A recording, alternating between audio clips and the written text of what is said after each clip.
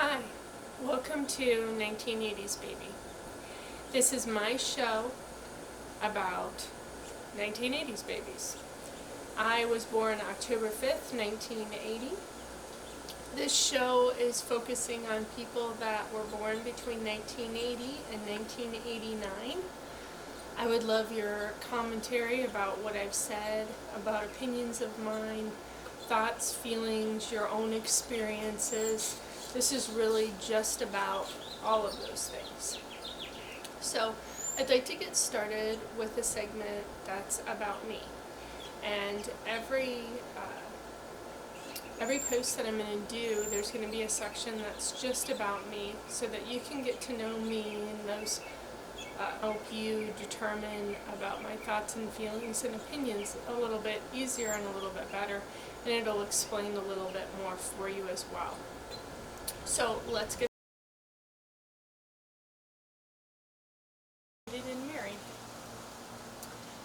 My parents were together for 27 years before they got divorced when I was 15, going on 16. I have one older sister. She still lives in Chicago. She works for a very prestigious magazine. My father had an interesting journey where he eventually got a doctorate and started to work for a Midwestern university as a teacher, and then eventually moved up in ranks. My mom was an on and off, on again, off again person while I was growing up who worked. She worked in retail. She did go and get a college degree or an associate's degree in English. So my 3 kids and my 2 marriages. I was married when I was 18 years old until I was 29 years old. He is the father of my 2 daughters, my middle daughter and my youngest daughter. And then my eldest son I had when I was 17, going on 18. His biological father is still in the picture with him as well. So that kind of gives you just a glossed overview of who I am and what I'm about. I went to school here in Arizona. I came here when I was 19 years old and never really left other than vacations and a small few months in Chicago when I lived back there. I had a very nice younger childhood. My teenage years were filled with a lot of disobedience and a lot of issues. I was a troubled teen from the time I was about 12 or 13 on. I got into a lot of trouble because I always wanted to smoke cigarettes and buy cigarettes and drink alcohol. Eventually it formulated into drugs and drug use. So I had an interesting teenage years that were filled with a lot of commotion and a lot of craziness. My parents got divorced when I was 15. My dad got remarried about 9 months later. I really feel that the time in my life when things started to kind of dictate somehow. So they got remarried 9 months later, and my dad remarried 9 months later to a woman who he had known for a very long time, who had 3 smaller children than me and Abby. And that and Nicholas's appearance into the world changed me and led me on a very interesting path. So part of this show is to share some of that path with you, to kind of go deep into how I feel about things and how they shaped and formated my world today. I am remarried. My ex-husband died last year of a heart attack, and he was a chronic drug abuser. So I have some background in all of that. My new husband has never been married. He's a great guy and a great fit for me. I will talk about how that came about, and some of the signs from the woman who want to know what I find in my life and what that feels like.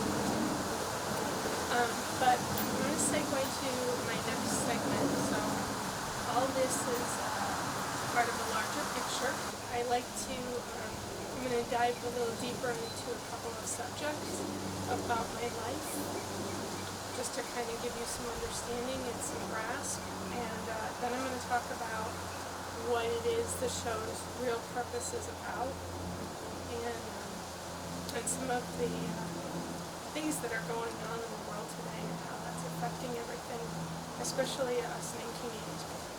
So this is my next segment of the show.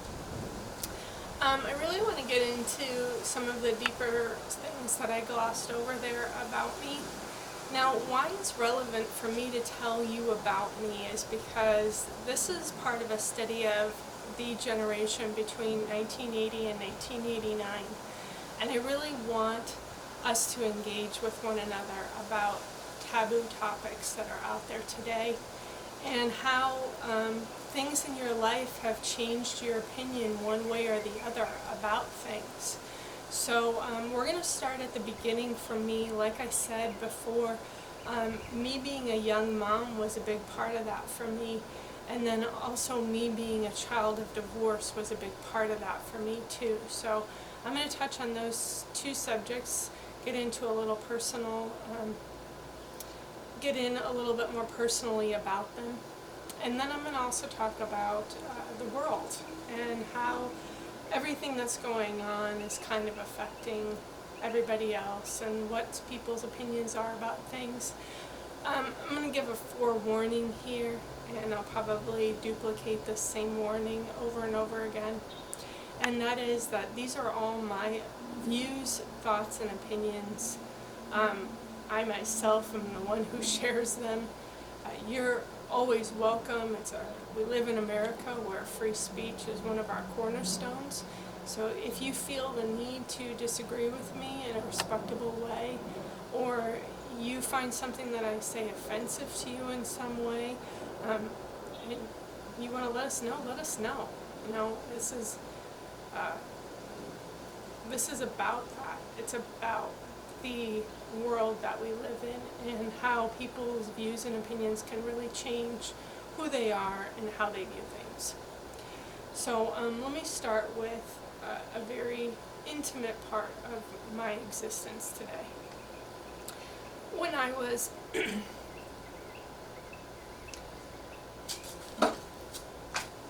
so as a young teenager, now having my own teenagers, for your info, I have 3 children. I have an older boy who is going to be 19, he's 18 now. I have a middle daughter who is 16, and I have a younger daughter who's 14. So a lot of the experiences that they're experiencing today bring me... So I did tell you that I was married twice, so my children did go through a divorce as well themselves. So the divorce part about me, that's a pretty big deal, but I don't think it was as big of a deal as what happened after and what continues to happen today. This is my own experience. Everybody else's experiences are going to be different. But I was 15 years old when my parents actually signed the paperwork. 13 and 14, I kind of disengaged from my family a lot. I spent a lot of time at girlfriends' houses. I would travel with some of my girlfriends on their vacations. So I really just didn't want to be around the house. You know, children pick up on the negativity and the feelings in the house. And when you come home and it's, there's a lot of discourse and there's a lot of tension, it's not a place that you really want to draw yourself into necessarily. So again, that was my own personal thoughts, and that's why I stayed away from the house. My parents did eventually get a divorce when I was 15, and my father moved out. It was me and my mom at the time.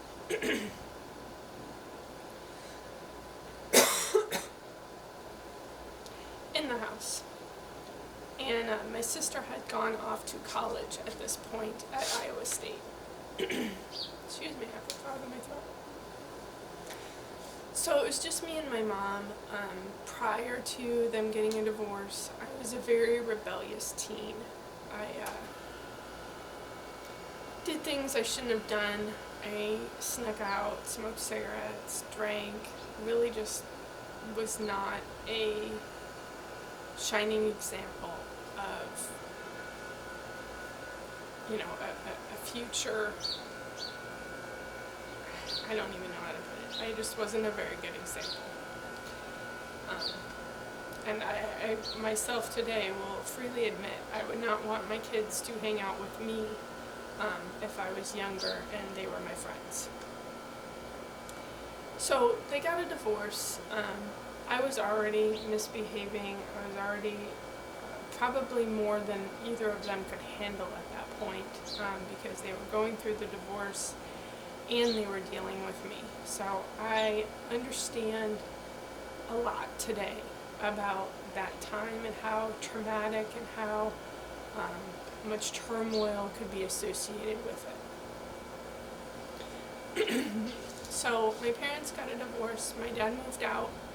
Me and my dad always had problems. We always fought. He was very strict and not very warm and inviting.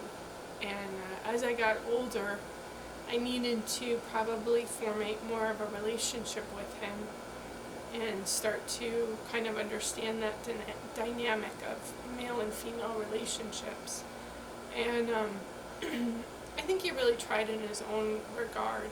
He watched me horseback ride. I horseback rode for many, many years. He would drive me to work. He would talk to me about school. He would talk to me about things that I didn't really want to talk about.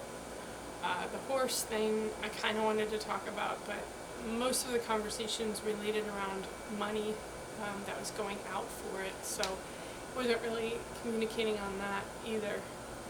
Not to his fault. I have no inclination of how he was raised or really much about him. To this day, I learn things new about him because he talks occasionally about things, but for the most part, I don't know as much as probably a daughter should know. I don't know. Maybe I'm wrong, but I would want my kids to know everything about me for the most part, other than my devious ways. Maybe when I'm later, or when they're older and they have their own kids, some of that will come out so we can all have a good old chuckle about it or something, I don't know. But when they got a divorce, it was really devastating for me and my sister. And it's devastating for any kid to go through this. It's probably, and I hate to put guilt on you, but I'm wearing the guilt too, it's probably the worst thing, other than a sibling or a parental death, that a child will go through in their lifetime. There's a grieving part about the home, about their family, about traditions, about holidays, birthdays, grandparents, aunts and uncles. All of this stuff kind of gets thrown up in the air, and you have to make sure that it lands where you want it to land. So as an adult, when you get a divorce, you have a huge responsibility. And the responsibility is to try to make things as normal as possible for as long as you possibly can. And to talk a lot to your kids. We did talk. My ex was pretty brutal about the divorce. He had cheated on me. We got counseling, and then he cheated on me again. And instead of taking the blame, he deflected it back onto me and made me the bad guy. Well, I also learned through my parents' divorce that there is a bad guy and there is a good guy, but here's the thing about that, is that you can't lie to be the good guy. And you don't want to undermine the bad guy in there. So you never want to talk bad about your spouse. You never want to really do much of that. I had a really bad first marriage, so this was hard for me, but I learned to, as best as and as much as I possibly could handle it, keep my mouth shut about who he was my ex-husband, and what role he played in our divorce, so that my children would learn naturally what went on and formulate their own opinions about things on their own. I really tried my very hardest to not try to get people over to my side, so to speak. So this was hugely important, and why it was so important for me to do this was because that's exactly what I lived as a young teenager. My mom was bitter. She had filed for divorce because she was wanting and seeking attention from my father. She was wanting a marriage and not this, whatever they called it. She just wanted more from the relationship than she was getting. And he had grievances too. He didn't like to be badgered all the time about stuff. You know, if he didn't do it right away, she'd badger him, like most wives do, actually. She overspent. She spent money like she had no indication of what things cost, which, I mean, rightfully so. She was 21 years old when they got married, so how would she know? Unless she was holding the finances and controlling the finances, there would be no way that she would know all this. And my dad, being the person that he was very secretive about money. He was very calculating about money. So he wouldn't share this information with her freely either. So I think that's part of what led to their demise. My father was just genuinely unhappy and targeted my mother for his unhappiness. And I just don't think he had the capability of loving her and respecting her the way he needs to. And this is hugely important to understand for myself, was the way that he felt about her was eventually the way he treats me today. And I don't really know what triggers it with him, if it's a lack of finances or just the way I go about things. I speak my mind a lot. With regards to all of this, though, I haven't. And that's kind of why I'm making the video too, is more of a therapy for myself as well. Because I have a lot of undealt with issues that stem back to their divorce. So that's the divorce part. I'll leave it at this. They got a divorce. He moved out, got his own place. He was living in an apartment. She was in the house. About 9 months after their divorce was finalized, he took me and my sister out for dinner and let us know that he got remarried to somebody we had never met and didn't know much of at all, other than him telling us he was going to some banquet with her in December of that year, and then February all of a sudden they're married. So it was a turning point for me. Being a daddy's girl, I really, really wanted to please him, and so I made a way for all of this to be okay in my head, not knowing any different. These are your parents, they're supposed to be leading you to life. They're supposed to be telling you about life and instructing you about life and helping you make good decisions. And the way they do that is by making good decisions themselves. So this very teachable moment became a very painful moment of a lot of questions that were never asked and never answered because they were never asked. And later on, when they were asked, they were met with a lot of discomfort and anger, as if I was the perpetrator. So I will dive a little bit more into that in just a little bit. These segments, again, they're going to be little parts about me and a little bit of parts about life too. So the next thing I want to discuss is the fact that I did have my son when I was 17 years old, and what brought me to the decision I made, who helped me, what the situation was for me, because all of those things come into factor When you're a young person and you learn you're pregnant, as much as a baby is a gift, it's not looked at that same way, which is unfortunate, to be quite honest with you. Yes, it's not good timing, but at the same time, life is life. So I found out I was pregnant. I didn't want to tell my dad. I was terrified of him. I was terrified of his opinion of me. I knew he didn't think highly of me. So I knew that this would just kind of drive the nail into the ground of, my character and how he felt about my character.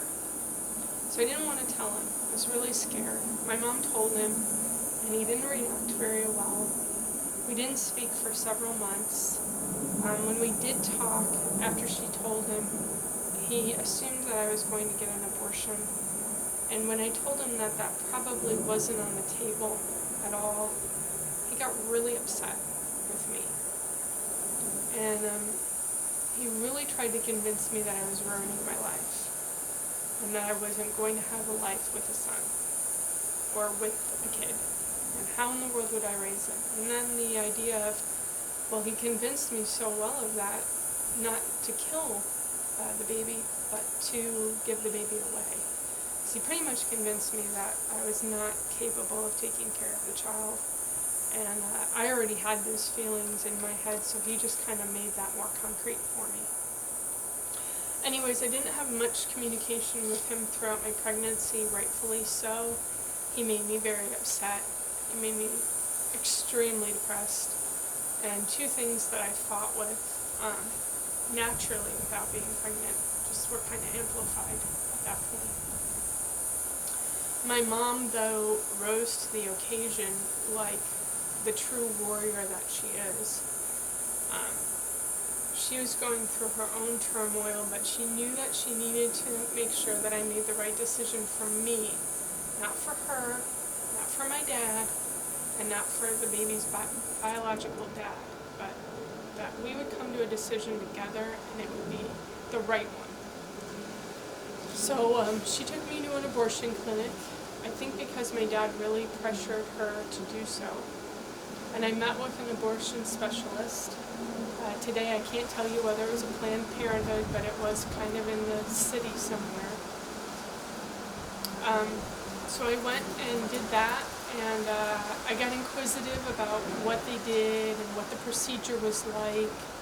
I was really sketched out being there anyways. I kind of had an idea of what abortion was, but I really didn't know exactly what it was. So I asked them to describe it, which they kind of gave me a pamphlet, which was pretty cushy. And then I kind of got more inquisitive. And that's when they got a little upset with me. And as they started to describe things to me, I became extremely upset and extremely angry. And so I left there in tears, screaming, because I was horrified at what was going on, and I was horrified. I kept picturing what would happen to the baby, and it made me just so remorseful for even stepping foot in there. I was like, I just remember I kept saying, what is this? What am I doing, So I left. My mom didn't really talk about abortion after that ever. She pretty much saw that that was a null topic for me. And so then the next one was that I wanted to give them up. So I was meeting with birth families. I was in like my 7th and 8th month doing this, so it was kind of down to the wire. My mom was still pretty distraught about this decision. She understood it, but she was starting to grow really fond of my belly bump, and I was as well, and so was his biological dad. So I met with a group of women who actually gave their child up for adoption. And there were women in there who had some serious problems with this, and even after 30 years, when you're sitting in a group of women talking about the fact that they gave up their baby and how hard it was for them, and some of them even agreed that it was the right decision, they just were so heartbroken. And I kind of thought about that, and I'm like, well, I think I'd be heartbroken too. I think I can live with that. But the idea that these women were having to come to this group made me really think that maybe they weren't living with it. Maybe they were just surviving it. And maybe it was just as hard to have to be in their shoes as it was maybe to be the woman who destroyed her child. So it was a hard decision for me, but in my 8th month I did decide, you know what? For better or for worse, it is what it is. I'm keeping my baby.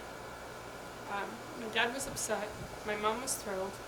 Nick's biological dad was thrilled. I said to Nick's biological dad, you cannot desert me. You can't desert me. You can't make me do this on my own. You have to let me do this for myself, and you have to be a partner with me. So it's kind of this end of my segment about that. I will kind of dive in more deeply into it later on as the shows continue.